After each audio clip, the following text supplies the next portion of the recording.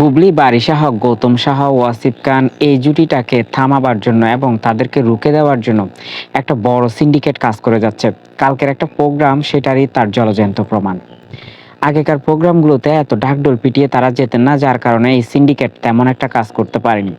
কিন্তু কয়েকদিন ধরে আরশ লাইফস্টাইলের একটা গ্র্যান্ড ওপেনিংয়ে যাওয়ার কথা বুবলী, এবং এটা গৌতম সাহা, বারিশা হক থেকে শুরু করে সবাই ঢাকঢোল পিটিয়ে আগে থাকতে জানালেন। আর বিষয়টা তখনই প্রপার একটা প্ল্যান করা হয় কিভাবে সেটাকে বেচতে দেওয়া হবে। ঠিক প্ল্যান অনুযায়ী কাজও চলতে থাকে। কয়েকজনকে সেখানে পাঠানো হয় যাতে সেখানে উচ্ছৃঙ্খলতা সৃষ্টি করে তাদেরকে রুখে এবং থামিয়ে দেওয়ার জন্য। সেই প্ল্যান মতো সেখানে গেল।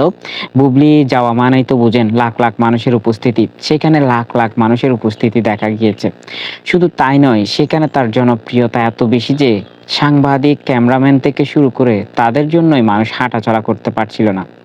সেখানে মাঝখান থেকে ১০-১২ জনের একটা গ্যাং কি করলো, তা রুখে দেওয়ার জন্য এবং বুবলী, গৌতম সাহা এদেরকে নিয়ে একটা সমালোচনার জায়গা সৃষ্টি করার জন্য একটা দারুণ গেম প্ল্যান করলো।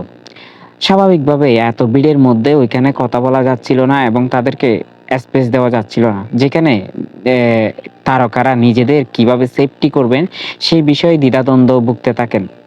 আর এই টুনকো একটা ইস্যুকে নিয়েই তখনই শুরু করো ওই ১০-১২ জনের গ্যাংটা, যে ভুয়া ভুয়া নামে স্লোগান দেওয়া এবং ইঁদুরমুখী বলা।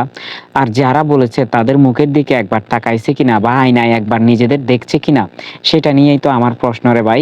তোরা তোদের নিজের চেহারাগুলো একটু আয়নায় দেখিস, তোরা কোন মুখী। এখানেই শেষ নয়, তখনই মানে একটা উচ্ছৃঙ্খলতার সৃষ্টি করে আস্তে করে কি তারা কেটে পড়ে। যাই হোক, কিন্তু তাদের এই যে ১০-১২ জনের গ্যাং এরিয়াটা আর সুফল হয়নি। আর ওটাকেই ওখানে ক্যাপচার করে ওই কিছু fake Facebook ID. Fake Facebook আইডিগুলো তখনই ওই কথাগুলো ক্যাপচার করে অনলাইন মাধ্যমে ছড়িয়ে দেয়। বুবলীকে ভুয়া ভুয়া স্লোগান দিয়ে জনগণ তাড়িয়ে দিয়েছে।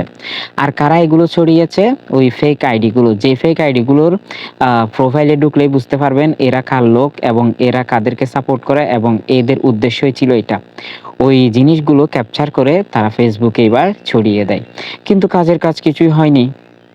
মেইন স্ট্রিম মিডিয়াতে এগুলো নিয়ে মাতামাতি নাই, কেননা সবাই জানে এটা একটা চক্রান্ত।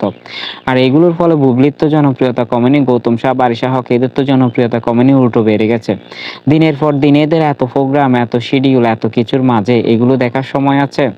তাই ইঁদুরের মানুষ মানে আপনারা নিজেরাই ইঁদুর এবং গর্তে ঢুকে পড়ুন। আপনাদের নিয়ে কোনো